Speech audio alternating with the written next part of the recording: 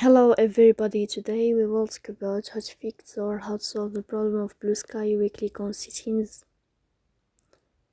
In this page you will enter two apps, default apps, app settings. On above you will search about Bluesky and you will click here.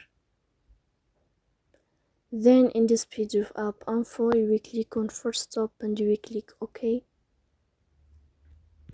Here you will enter to the window of storage. Then you will click on clear cache. But pay attention, don't click clear data because that can delete your account.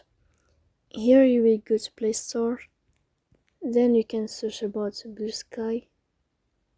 Here if you find updates, then you can click to update your app. So please don't forget to support us by like and subscribe. See you next time and thank you for your watching.